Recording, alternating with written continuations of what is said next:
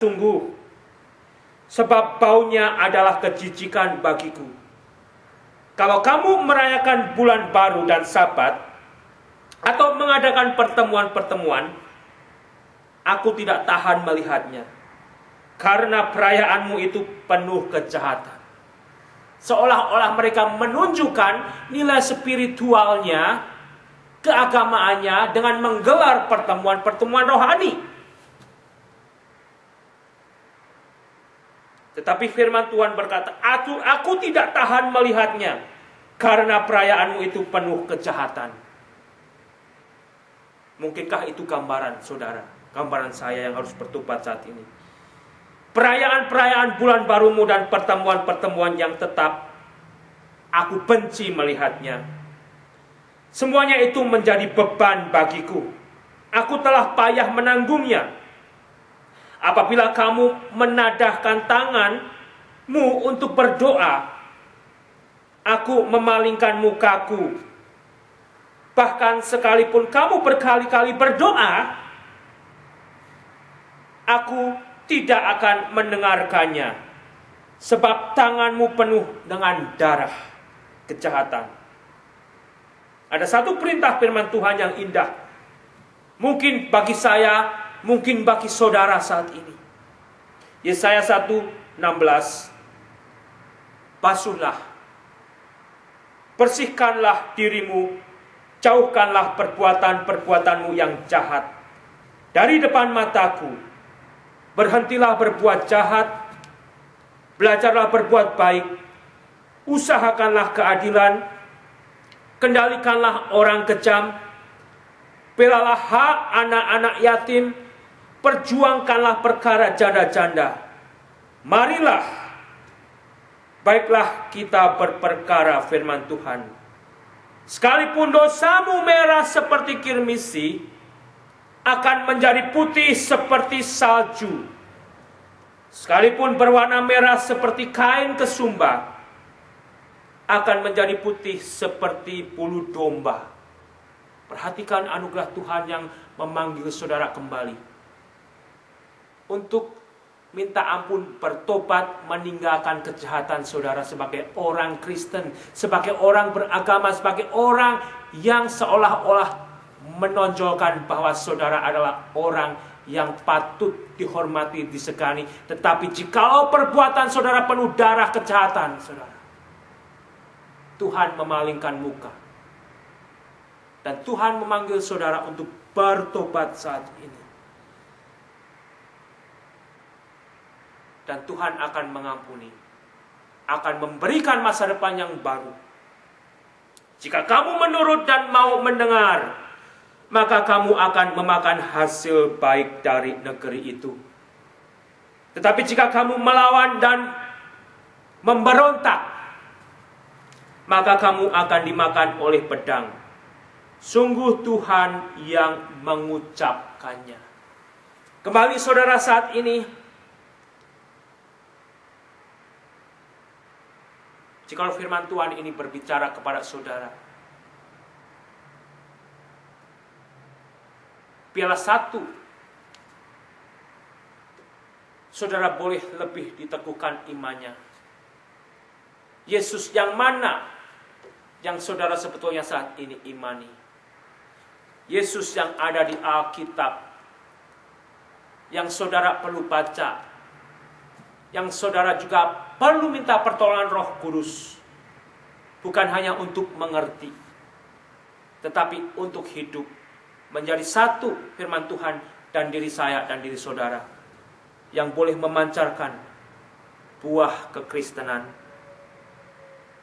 Kedua,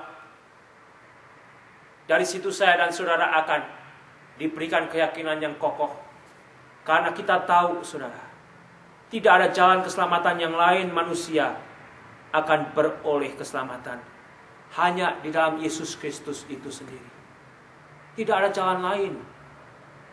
Mungkinkah saudara yang sangat dekat dengan Anda, mungkinkah teman kerja Anda, ataupun siapapun juga yang Anda temui di jalanan, saudara, tanpa Yesus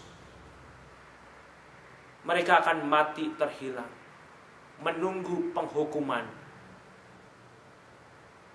Bila saudara boleh terbeban, bila saudara juga boleh mendapatkan satu keyakinan dan kepastian jikalau saudara juga mau dipakai Tuhan. Siapa Yesus yang saudara mau beritakan?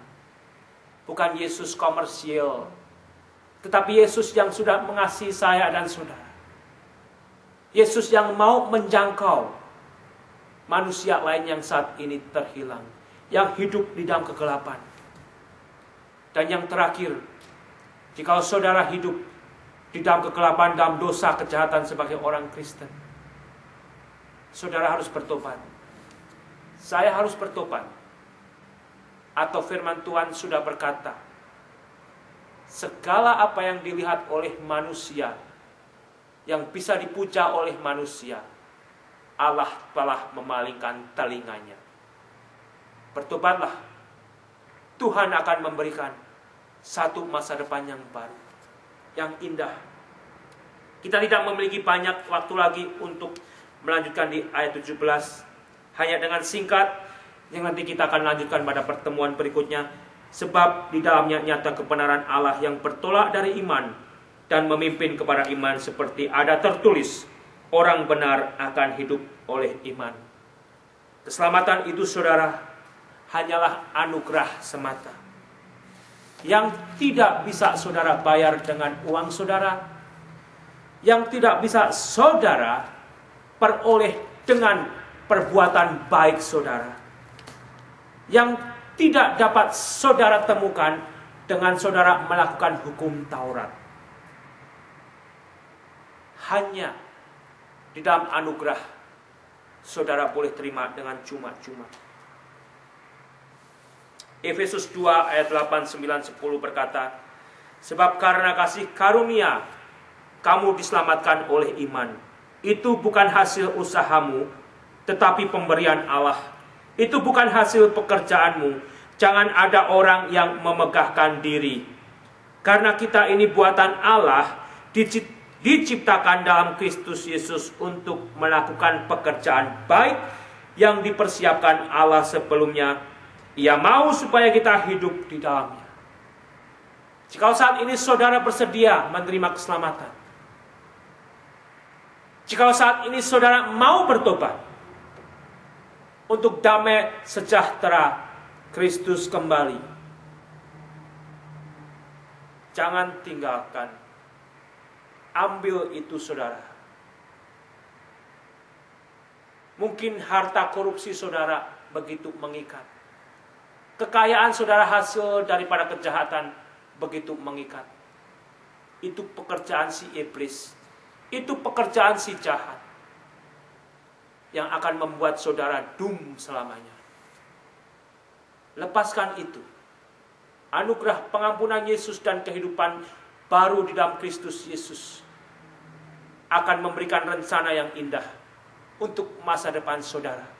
Yang saat ini, baik Anda yang mau menerima keselamatan itu, ataupun Anda yang mau bertobat daripada kejahatan.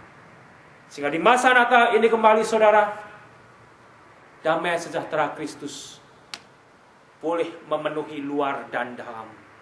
Bukan hanya emosi, tetapi akan bawa mati. Mari kita berdoa.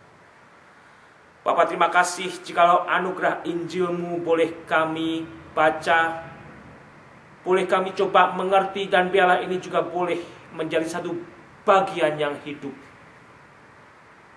Dan jikalau firman Tuhan memanggil kami untuk bertobat, bagi kami yang masih malu mengeraskan hati, tolong Tuhan, tiada jalan lain manusia beroleh keselamatan hanya di dalam Yesus Kristus. Dan mungkin saat ini kesempatan terakhir untuk mereka yang boleh mengambil keputusan. Ambil keputusan saudara. Tangan Tuhan terbuka menyelamatkan saudara. Saudara merasa kotor, penuh dengan kejahatan. Firman Tuhan memberikan janji, jikalau saudara mau berperkara bersama